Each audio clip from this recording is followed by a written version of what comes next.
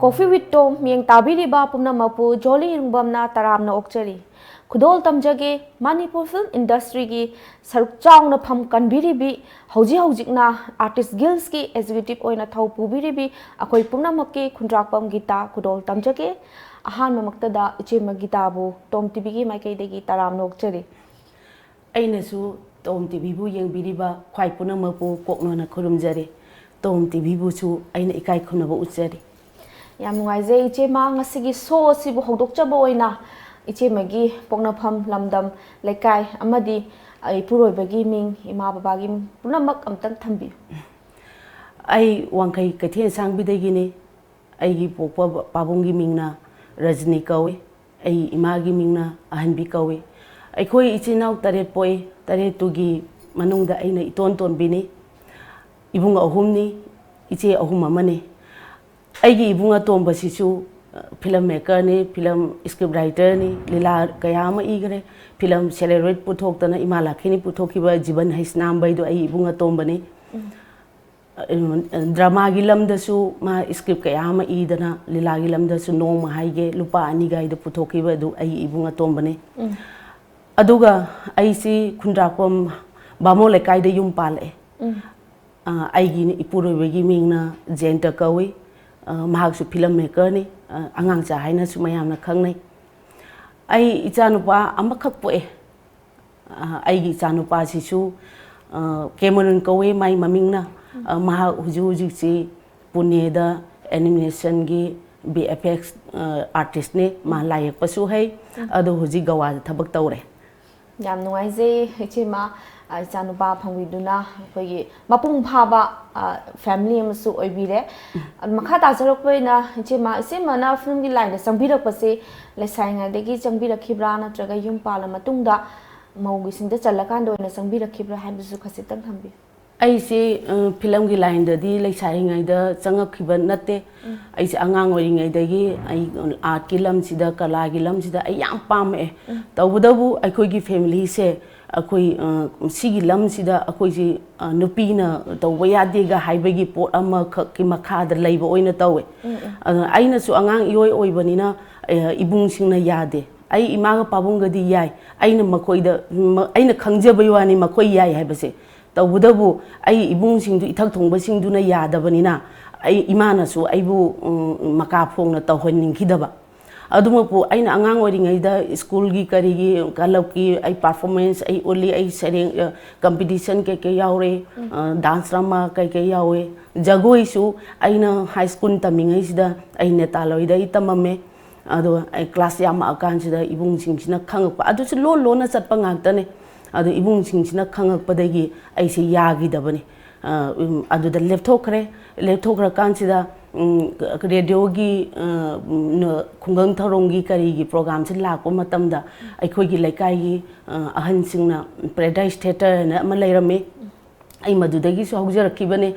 ada ai huji phawda sigi khudong chaba laujaraga ai kaigumba kharchu thamjage ai na haudok chara iba theater do adugi do ai ngasi phawda ai kawba lejade Maduda Ahalaman Tinbiriba, Mayam Punjagiba Mayam to su, Lai Oigiba su Yaurabane, Ayunga Siba, the coke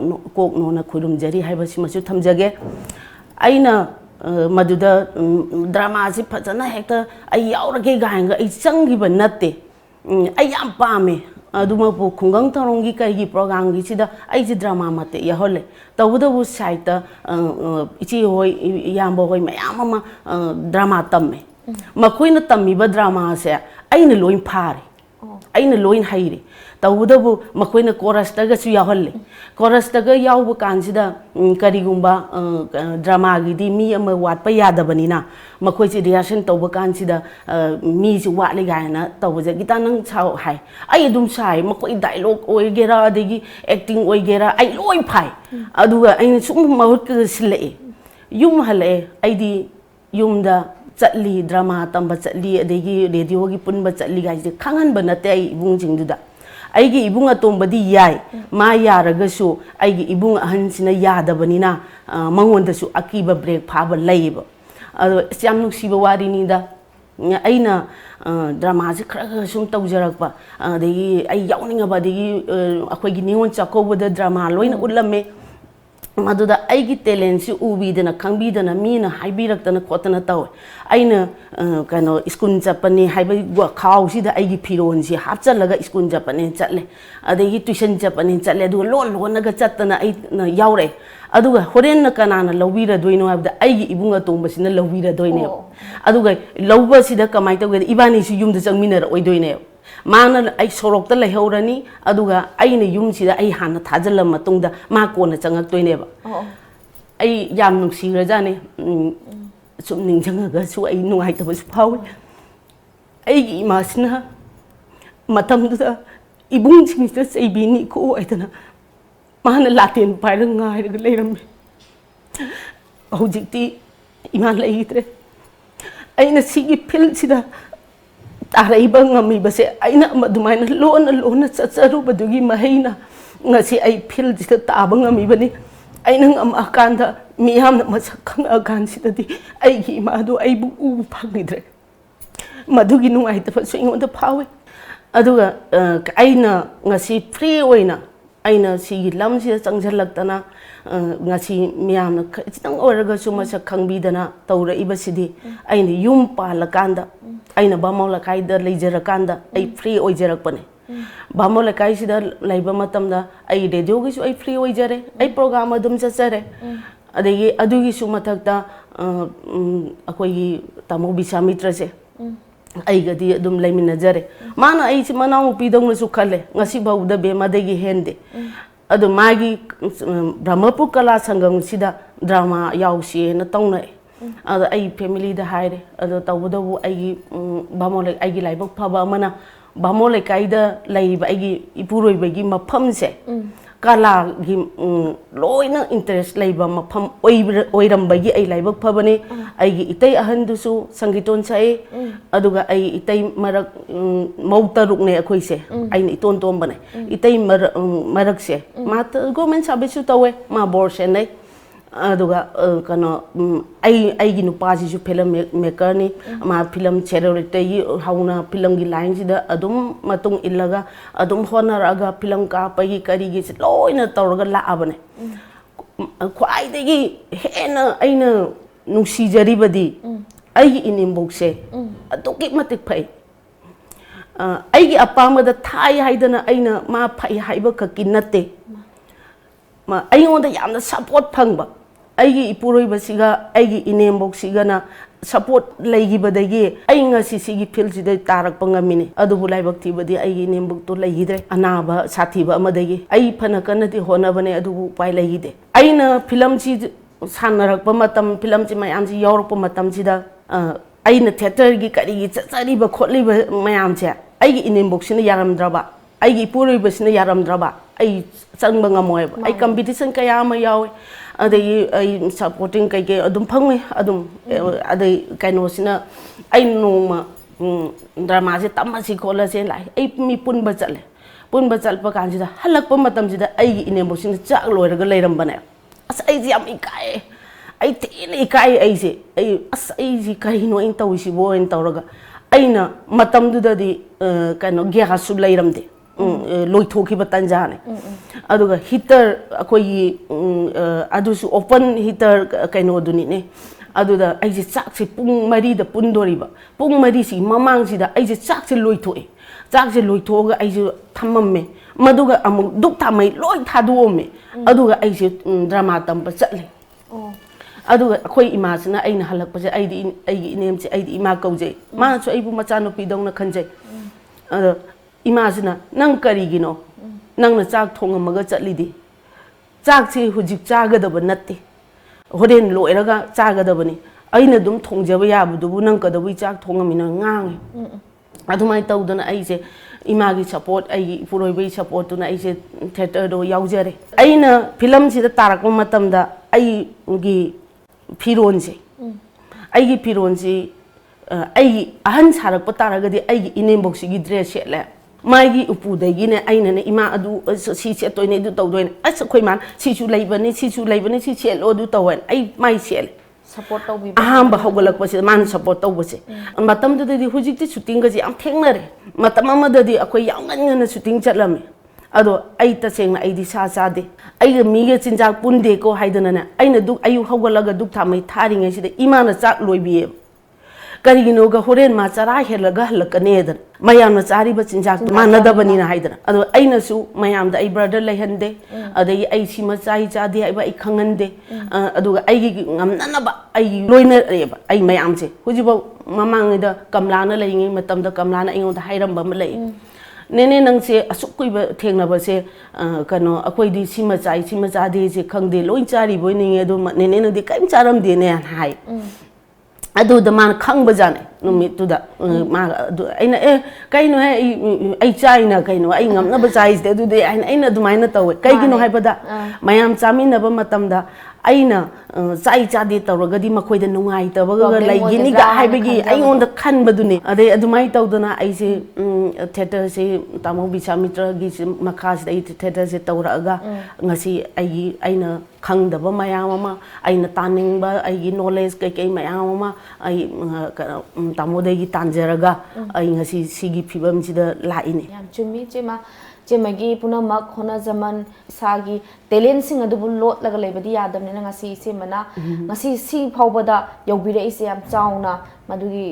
mai pakpani haina khanjai loina loina na iche magi support pu tawbirba puna mapu su tom tv gi mai kai degi haininga leitana thagat pa phone dok chari chema makha satha char poina hoje hoje khoi gi film je manipur film da akhoi artist leijari ba sing je akhoi professional ne haina lobi ba yarabra sima tang su khasitang thambi chumi joli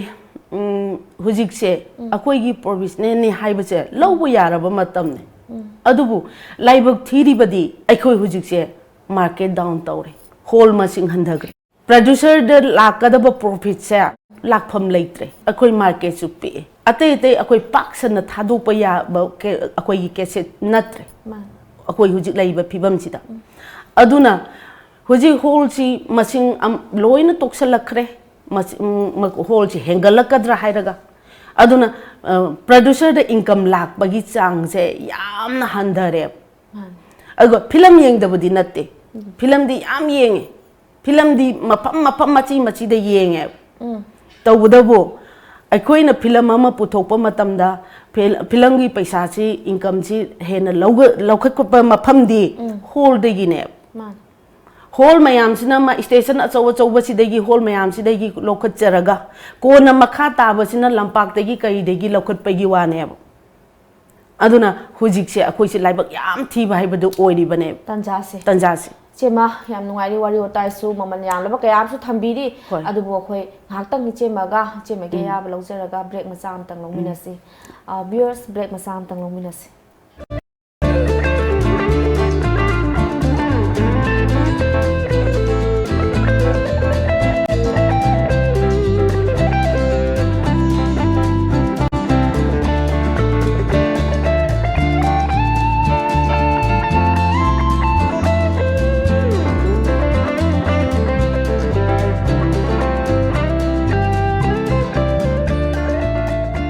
Sangray oil, agarwood amadi, tang na phangma machal kaya na semba adugumlaba iramdang asida puthok saba Rehal perfume, Aryan store, Dove, Lico store, Jason amadi Ningthozam Enterprises ta phangbiragani. Aikhoi gi head office Hatami Nuthong near Symmetry Road.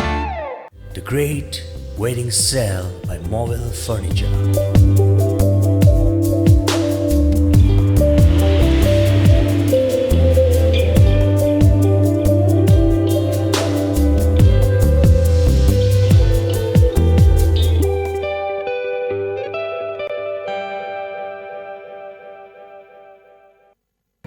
Panthoibi embroidery da hauzik miyamna yamna pamna riba top, blouse, fanek, sengau, porloi amadi kangkhal na chingba luhongba da changba khudingmak amadi nupi oibi singi akemogi potlam khudingmak ahongba mamal da fangbiragani loinana order su luxury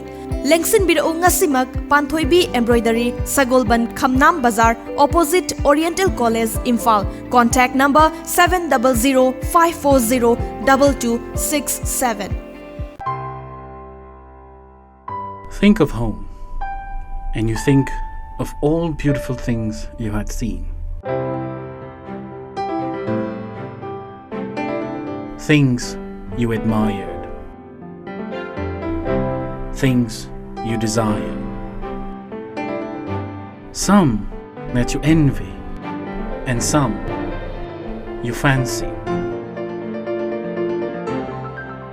But hardly anything that is so beautifully you. A home that lives only in your imagination, a home you can truly call beautifully yours. Yumkai, beautiful home inside out. Complete design solution for home and office. Break ki matungda amuk taram nokchari. Chema ga wari su koi mayama makha tana su sanaja si tabuda mo si aha mai chema na film gi line se kumbi rakhiba matam da ne chema na khwai dagi pambi khiba khoida ja khiba dialogue sin matem tang khodol tambiyo haina haisi tamjage si marak thanane ai kai gumba khada ga haija hoge si gi khudong chaba lojaraga aina ngasi Tom TV gi phampak thaksida dialogue haiba ngamjadoriba aigi biodata haiba ngamjariba se masida saruk yam chauna aibu support tobi khibasi hoi mayam su tobirakte haibadi natte tawudabu tamodia gi matamda mana direction yang kana piringai matamda tamodia gi film sida aisi character mayam ama aphabasu Patabasu, awabasu, nungaibasu, ayonda mayam ama tamosina pibiki. Bibi kharaga ngasi aina maduda hona jagiba maduda tawjagiba aisu ngamna bona giba aisin naha oina senior artist ise huchingi matung il oina inba oina aisi mama muksa machi muksa mana muksa tawraga aisi ngamna ba ilakibane adugi mahaiduna su ai ngasi sida wahai kharaje thamjaba ngami bane aina kuma iba film sida gi dialogue se mamangi film da su yam lai adudi ai kitang kaure ko huji huji ke oina janu IPS ino karasu nauriba ko maduda gukunsi kainone aina yopane gukunse aina mama mo aina icha phangba nate ado maje mama oina yopane matamda maje sanaba selection phange phanga kanjida sel khar changbanina aina wabanina maje sanaba chatlaroi haibegi maji leiba matang ne ado aina chak charase haibada ima I chaning daibsida aina di aingonda warora mane gai khanba pone Haima, bunga, nang la edana, pare, la ola, chak satu urasi, yengo, ichana niya, selection pangak padudan harau mangidana, lais nado, aduda ngama chama niya, aina leiru re, aduga thongan lambani, la, satu urasi la, Haima, kaidaw ragi, hai, ichak kaidaw ragi, nang Ima buat orang benar terus. Ha, kadi isat sana betul kadori ba.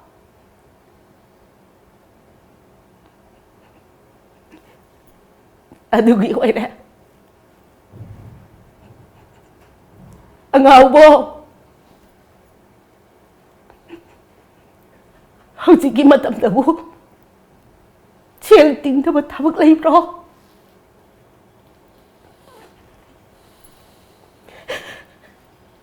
chel bu kya sang ne hai ke na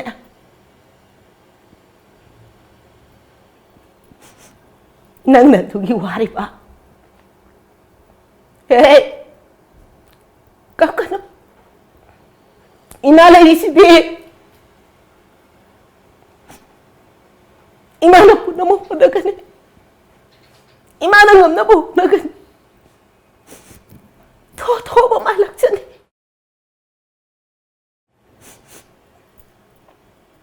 Parise yengoi laisna na ne chak thong ngori ba do khai au min ru chalo yau min ru hai ba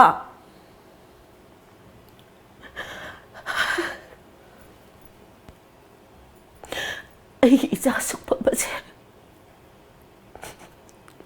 ai lem na panganim te ai bu asuk lang ma sem bon si bu kadai tikin isa sana ba chalan na biate isa salan chalan ta biate Chema इचेमगी ख्वाइदे खोइना कलक्चरीबसी इचेमना नुंगाइना dialogue से नोगा तौबिरमगा फटलाउना character change तौरगा अमुक नुंगाइतबा अदिगी अवाबगी acting तौबिबसे सिगी changes से यामना ख्वाइदगी लुबा एक्टिंग नेना आइनासु लौजै अदु इचेमना यामना इंथीना फजना लाइना खोइदा उत्पीबसे हाइनगाइ लेतना खोइ पुनमंगना मतौ तमजनिगाइनी हाइना थमजगे इचेमा मखा चथजरप ओइना हुजुजिकसु इचेमना थौजु पुबिरी अखोइ एग्जीक्यूटिव ओइना आर्टिस्ट गिल्स की अदुदा मसे खोइ हुजिक खोइ मणिपुर दा लैरिबा आर्टिस्ट की हम मफम से असी मतंग सिदा देखोइ मणिपुर गवर्नमेंट दा हाइबिनिंग फोंदोंबा लैरगदी तंजा असी लौबिदुना फोंदोपियो हाइना हाइजगे फोंदोकजगे ngasi ngasi maksu aina tom tv sida aigi recording gi changjarak pasida ai pukning am nungsi harau ju harawi ai nungsu nungai karina mafam sida aigi film kolik ta family da laiminari ba aigi icha inau ma yam ma lairam aina khale matam du da ai makhoi ga mayong na haima nakhoi ju sida lairabro as pare pare pare hai aigi chinda de aina ne harau bagi mai thong da hairaga chu ai thamoi de di kappe karina na makhoi se makhoi na taujar iba mahai hona jara iba film gi sangsa sida wajar iba makhoi se sanabam khangdana lairadra haibagi wakhlama lairuraga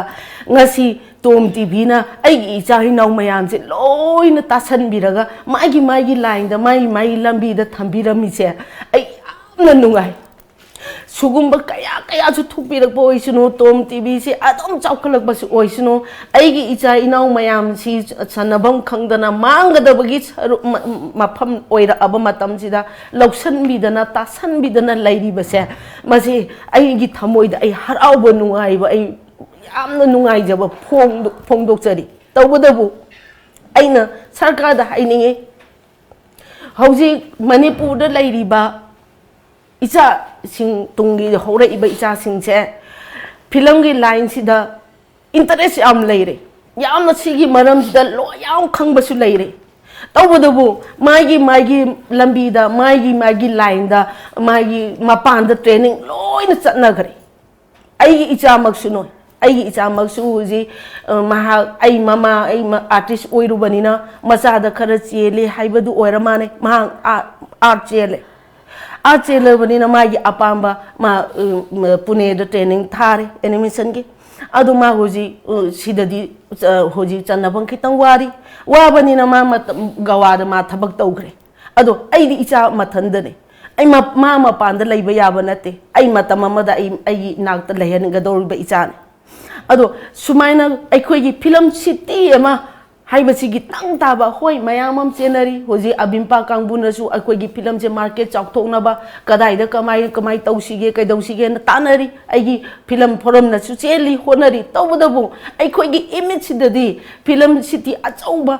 mioi bana lam da lainari ba mafam je masi laiba uba phangde aduna akoi thawai je ning lawi laihan biu aduga icha inau sing magi makut masa hairaba magi camera gi lamda oiro editing gi da oiro lot mayam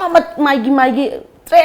training chatna lairiba kangbu sing se certificate paraga laiba ju bari ama lairabane makhoi gi mafam ka amamam ta di pibiu makhoina pramane ai pramanam taujage ai gi icha na ngasi film robot film hindi film part 2 si ma office tu da suyeba ma release tawgre ma amarom da makhoi company duna ai icha je thadok ningaktre adu ai mai gi tolop ti phangani aduga ai icha gi ahaiba icha gi phajaba dudi manipur gi oide adu manipur gi ohen biobo ai khoi gi phajaba du madura ai ba mayam do madura ai khoi gi film sida tahan bioba adu mai mafam do thaman biba yana ba idamak tadi ai khoi gi film gi institute film gi city achauba phajaba haibasi chauna thamba matamda ai khoi gi icha inau singji gi thabak phangdaba gi samai sa se khara makhai su kokane ba masi aina request tawjage tom tv gi khudong chabasi laujaraga ngasi yengo ai khoi bu lam kaya da ai khoi bu wanbire ꯑꯩꯈꯣꯏꯅ ꯉꯥꯡꯖꯕ ꯑꯩꯈꯣꯏꯅ ꯄꯥꯝꯖꯕ ꯑꯩꯈꯣꯏꯒꯤ ꯅꯤꯡꯖꯕꯁꯨ ꯃꯌꯥꯝ ꯑꯃ ꯁꯤꯟ ꯊꯨꯡꯕꯤꯔꯦ ꯃꯁꯤ ꯁꯣꯏꯗꯅ ꯎꯕꯤꯒꯅꯤ ꯁꯣꯏꯅ ꯇꯥꯕꯤꯒꯅꯤ ꯉꯁꯤ ꯑꯩꯅ ꯐꯤꯂꯝ ꯄꯥꯝꯖꯕꯒꯤ ꯑꯩꯅ ꯃꯃꯥ ꯑꯃ ꯑꯣꯏꯅ ꯑꯩ ꯇꯁꯦꯡꯅ ꯑꯩ ꯃꯃꯥ ꯑꯃ ꯑꯣꯏꯅ ꯏꯆꯥꯁꯤꯡꯒꯤ ꯌꯦꯡꯉꯒ ꯐꯤꯂꯝ ꯁꯤꯇꯤ ꯑꯆꯧꯕ ꯐꯖꯕ ꯑꯃ ꯊꯝꯕꯤꯌꯨ ꯏꯟꯁꯇꯤꯇ꯭ꯌꯨꯠ ꯊꯝꯕꯤꯌꯨ ꯐꯤꯂꯝꯒꯤ ꯂꯥꯏꯟꯁꯤꯗ ꯑꯗꯨꯒ ꯏꯆꯥꯁꯤꯡꯁꯤꯒꯤ ꯃꯐꯝ ꯆꯥꯕ ꯃꯥꯒꯤ ꯔꯨꯝ ꯑꯃꯃꯝꯇꯗꯤ ꯊꯝꯕꯤꯌꯨ ꯍꯥꯏꯕꯁꯦ ꯑꯩ ꯃꯁꯤ ꯍꯥꯏꯖꯒꯦ ꯌꯥꯝ ꯅꯨꯡꯉꯥꯏꯖꯩ ꯏꯆꯦꯃ ꯏꯆꯦꯃꯅ ꯃꯃꯜ ꯌꯥꯝꯂꯕ ꯋꯥꯍꯩ ꯀꯌꯥ ꯑꯃ ꯊꯝꯕꯤꯕꯒꯤꯗꯃꯛꯇ ꯍꯥꯏꯅꯤꯡꯉꯥꯏꯇꯅ ꯏꯆꯦꯃꯕꯨ ꯊꯥꯒꯠꯄ ꯐꯣꯡꯗꯣꯛꯆꯔꯤ ꯑꯔꯣꯏꯕ ꯑꯣꯏꯅ ꯏꯆꯦꯃ ꯑꯩꯈꯣꯏꯒꯤ ꯇꯣꯝ ꯇꯤꯚꯤꯁꯦ ꯑꯩꯈꯣꯏꯒꯤ ꯃꯅꯤꯄꯨꯔꯒꯤ ꯐꯥꯔꯁ ꯄ꯭ꯔꯥꯏꯚꯦꯠ ꯁꯦꯇꯦꯂꯥꯏꯠ ꯆꯦꯅꯦꯜꯅꯦ ꯁꯦ ꯑꯩꯈꯣꯏꯒꯤ ꯇꯥꯇꯥ ꯁ꯭ꯀꯥꯏꯗ 1973ꯗ 42 ꯀꯟꯇ꯭ꯔꯤ ꯍꯧꯖꯤꯛ ꯎꯕ ꯐꯪꯕꯤꯔꯤ ꯃꯁꯤꯒꯤ ꯃꯇꯥꯡꯗ ꯑꯩꯈꯣꯏꯒꯤ ꯏꯔꯝꯗꯝ ꯑꯁꯤꯒꯤ ꯃꯤꯑꯣꯏ ꯑꯃ ꯑꯣꯏꯖꯅ ꯀꯔꯤ ꯐꯥꯎꯕꯤꯒꯦ ꯌꯥꯝ ꯊꯤꯅ ꯅꯨꯡꯉꯥꯏꯈ꯭ꯔꯦ ꯁꯤꯃꯨꯛ ꯍꯦꯟꯅ ꯅꯨꯡꯉꯥꯏꯕ ꯂꯩꯔꯝꯃꯔꯣꯏꯗ꯭ꯔꯥ ꯍꯥꯏꯅ ꯈꯜꯂꯤ ꯑꯩꯈꯣꯏꯒꯤ ꯃꯥꯔꯀꯦꯠ ꯍꯟꯊꯔꯛꯑꯕ ꯃꯇꯝ ꯁꯤꯁꯨ ꯐꯤꯂꯝ ꯆꯥꯎꯈꯠꯂꯛꯄꯒꯤ ꯃꯆꯥ ꯑꯃꯅꯦ ꯃꯆꯥ ꯑꯃ ꯑꯣꯏꯗꯣꯔꯤꯕꯅꯦ ꯁꯤꯁꯨ ꯑꯗꯨꯅ ꯂꯝꯗ ꯂꯝ ꯑꯃꯈꯛꯇꯗ ꯅꯠꯇꯅ ꯂꯝ 92 ꯃꯗꯨꯒꯗ ꯁꯤꯟ ꯊꯨꯡꯒꯗꯣꯏꯅꯦ ꯃꯗꯨꯗ ꯈꯪꯉꯛꯀꯗꯣꯏꯅꯤ ꯃꯗꯨꯗ ꯌꯦꯡꯅꯤꯡꯉꯛꯀꯗꯣꯏꯅꯤ ꯃꯗꯨꯗ ꯎꯅꯤꯡꯉꯛꯀꯗꯣꯏꯅꯤ ꯃꯗꯨꯅ ꯃꯔꯝ ꯑꯣꯏꯔꯒ ꯑꯩꯈꯣꯏꯒꯤ ꯐꯤꯂꯝꯁꯦ ꯁꯕꯇꯥꯏꯇꯜꯕꯨ ꯇꯧꯔꯁꯨ ꯑꯃꯕꯨ ꯇꯧꯔꯁꯨ ꯃꯗꯨꯒꯤ ꯑꯄꯥꯝꯕꯗꯣ ꯑꯃꯨꯛ ꯂꯥꯛꯀꯗꯣꯏꯅꯦ ꯑꯗꯨꯅ ꯁꯨꯃꯥꯏ ꯇꯧꯅ ꯁꯤꯟ ꯊꯨꯡꯍꯟꯕꯤꯔꯒ ꯃꯥꯒꯤ ꯋꯥꯈꯜ ꯆꯤꯡꯁꯤꯟꯕꯤꯔꯤꯕ ꯇꯣꯝ ꯇꯤꯚꯤꯕꯨ ꯑꯩꯈꯣꯏꯅ ꯄꯨꯛꯅꯤꯡ ꯊꯧꯒꯠꯐꯝ ꯊꯣꯛꯏ ꯑꯩꯈꯣꯏꯅ ꯆꯥꯎꯈꯠꯍꯟꯐꯝ ꯊꯣꯛꯏ ꯑꯩꯅ ꯑꯃꯨꯛꯀ ꯍꯥꯏꯖꯔꯤ ꯑꯩꯒꯤ ꯏꯆꯥ ꯏꯅꯥꯎꯁꯤꯡꯅ ꯃꯁꯤꯗ ꯔꯦꯀꯣꯔꯗꯤꯡ ꯇꯧꯕ ꯄ꯭ꯔꯣꯒ꯭ꯔꯥꯝ ꯂꯧꯕ ꯈꯣꯠꯄꯗ ꯃꯇꯝ ꯉꯥꯏꯕꯤꯒꯅꯨ ꯆꯠꯄꯤꯌꯨ ꯑꯄꯥꯝꯕ ꯑꯅꯤꯡꯕ ꯍꯥꯏꯕꯤꯌꯨ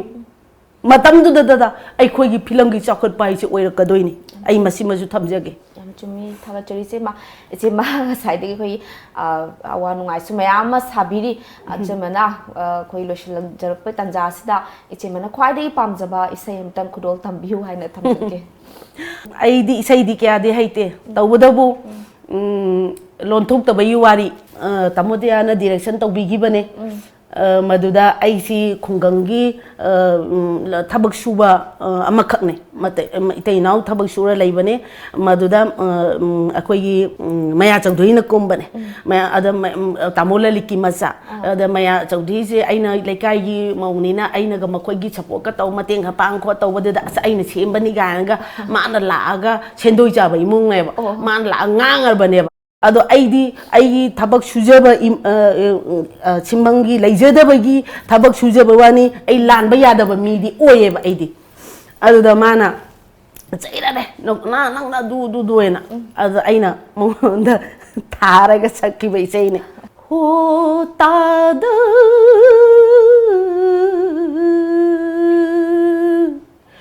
ꯁꯅꯥꯊꯣꯏꯒ ꯑꯕꯦꯊꯣꯏꯒꯗꯤ ꯀꯅꯥꯅꯁꯨ ꯅꯨꯡꯁꯤ ꯃꯔꯤꯗꯣ ꯊꯗꯠꯄ ꯉꯝꯃꯔꯣꯏꯌꯦ